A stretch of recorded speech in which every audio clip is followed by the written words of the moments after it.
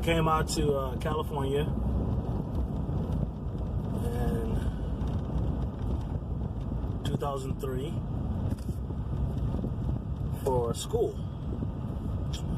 And I was actually coming to a JC and then eventually transfer over to a 4-year. And I actually eventually did, but when I came out to the 2-year, well, when I came out to California, it was just a whole different life from Texas. So even today it is. So my dad was the proudest of me ever. So I mean, I remember it was just a whole different level of how happy he was.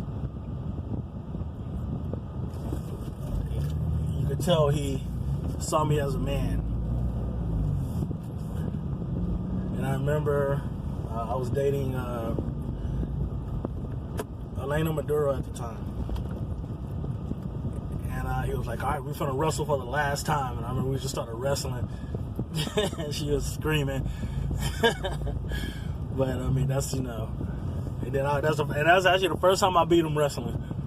But you know, then Marlon and everybody came over, and Omar, Jude, you know, to see me off. Shaquille took me out to the club. It was pretty fun.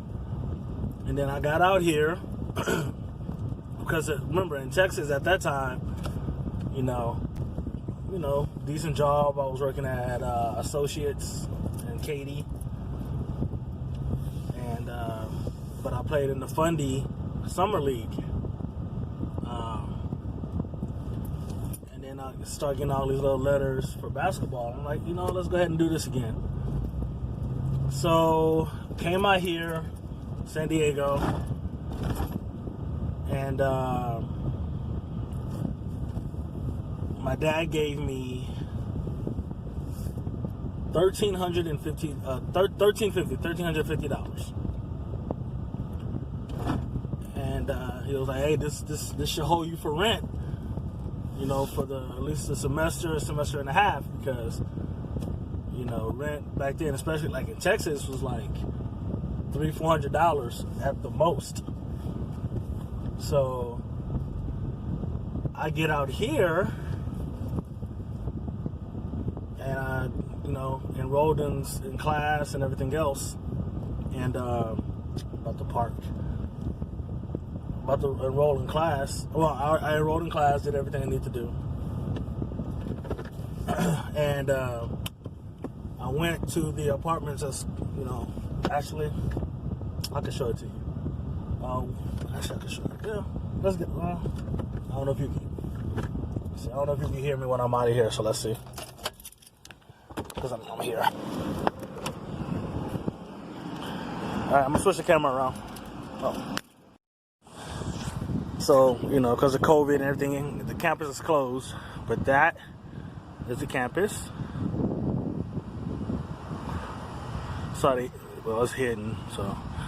But, right connected to it, I'm not gonna put the name on there, I don't want them to sue me. But, these are the apartments. So, I came here after I got registered and everything else. Came down here to the office to try to get an apartment. And I just told her, hey, I need a studio or efficiency. I don't need you know, the efficiency is the one where you basically live in a living room with a kitchen. I just need the bare minimum. I'm just going to school. And she was like, oh yeah, we have that. And she goes, well, deposit first and last month rent came up to like $5,000. And I'm like, what? So it turned out here in California, normal rent is like $1,500 to $1,700, and that is basically normal. So yeah, I couldn't afford that. So at all. So what I did let me switch this back over. All right, let me see me. So what I ended up doing is staying in a hotel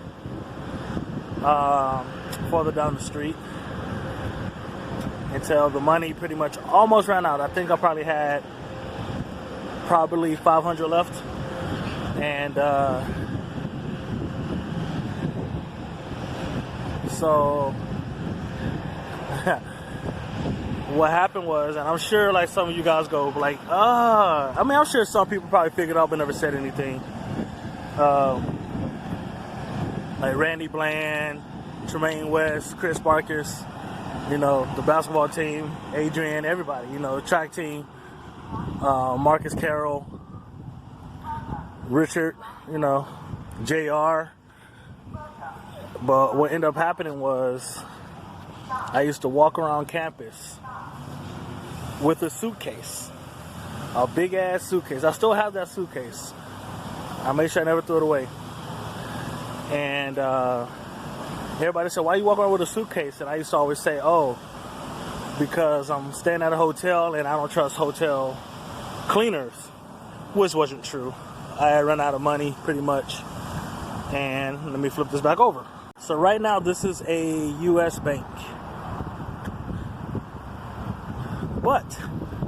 And this is right on the corner of Hammershaw, across the street from the apartments, and then right in front of the campus. So this used to be a, not Blockbuster, Hollywood Video. Sorry, this used to be a Hollywood Video. And this drive-through right here wasn't a drive-through. This had a wall. This was where the trash used to be. And this sort of like, they moved it over there. So this was blocked off. And this is where they used to do the trash. There used to be a door right here. And it used to be a big door. I mean, not a, like a regular door, but they had a gate door right here. Like all this was covered up. And I had my dad's black leather jacket. It was really pleather because it started peeling on me. And I used to take my shirts out of the suitcase, lay right here, and go to sleep. I did that for about probably like 2.5, almost 3 weeks. Because of some, we was getting ready to do,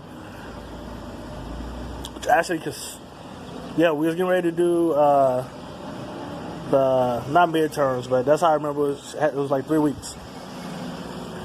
And I used to sleep on this and never told anybody. And once the season and everything started, and especially track season too, I did both at the same time. I used to wake up early in the morning, like before they open, like 5 or 6, walk up to campus, and then I started putting my suitcase in the locker room so I could stop carrying around school because, you know, people kept looking at me. And let me turn this back around. All right, so like I said, so I would go up there, take a shower. Well, actually, I would go to the track and I would run, work out, just, you know, so people would see me working out, but like, oh, he's taking a shower because he's working out.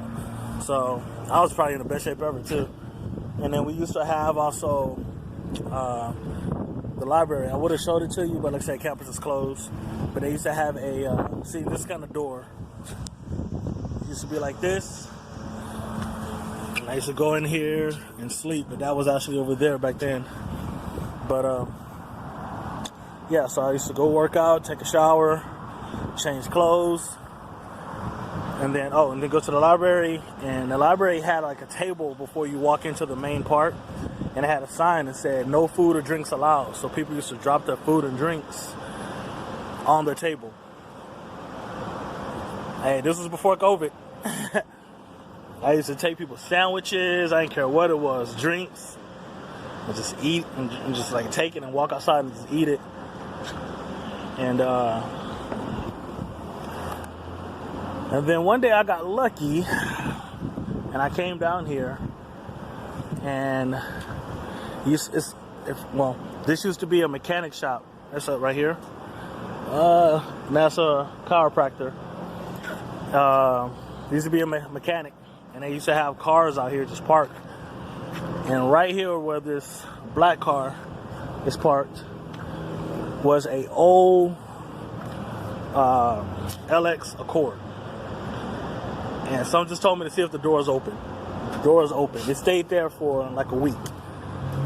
And I used to get in there and sleep in the back seat.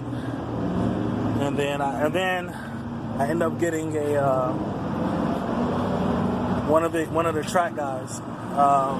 Mother was moving to Phoenix, so they was gonna rent a room, and it was like $250. I had the $500 left. I'm like, yo, I'm on it. And then from there, you know,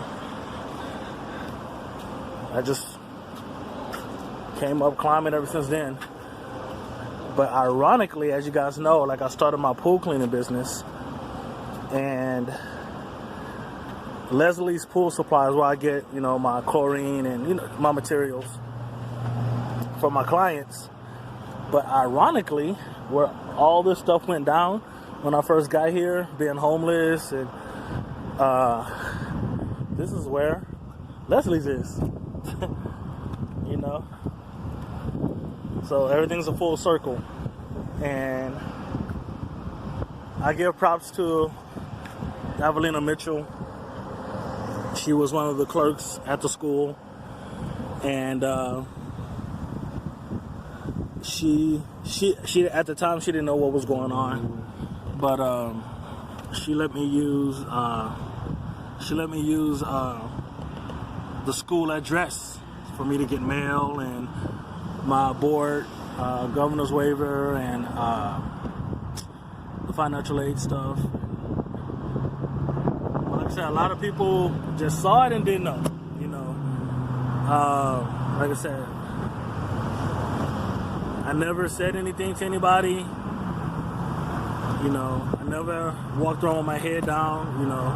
That's what, nobody ever knew. I always was me. I always cracked jokes, you know, try to be as happy as I possibly could. And even when I was going through some of this stuff, there's, you know, I'm not gonna say no names, but there's people who was going through shit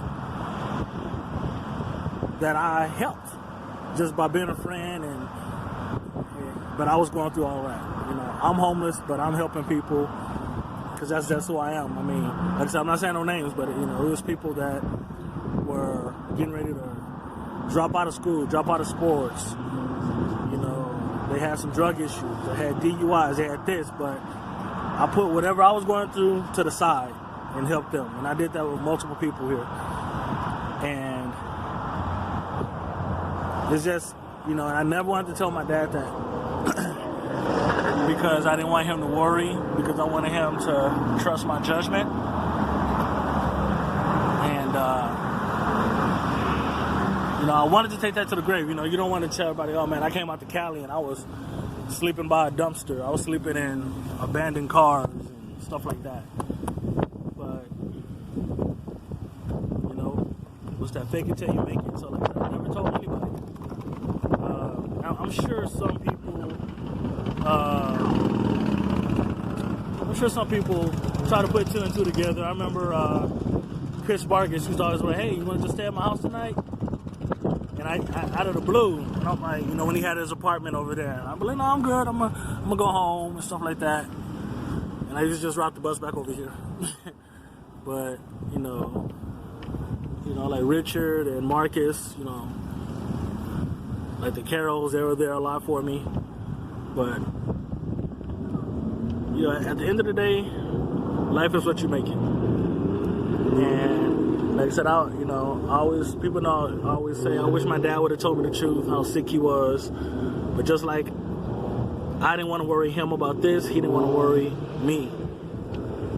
So sometimes keeping secrets is good, sometimes keeping secrets is bad. But life is really never goes as planned. So walk around with a smile. Like I said, life never goes as planned, but just do the best you can. And like I said, I believe in different dimensions. So the better you make yourself in this world, the better off, you'll be in the next dimension. So I really believe you can correct your mistakes in life. I get to that, to my philosophy on that later on. But yeah, this is me. This is my truth, man. I came out here with nothing, homeless, but I stayed the road. I stayed straight. I stayed going to school. I stayed doing the best that I can do.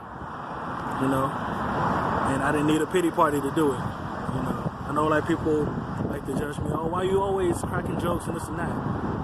Because my life is hard as fuck. Sorry for the vernacular, but my life is hard. So I gotta crack a joke sometimes to get me through it.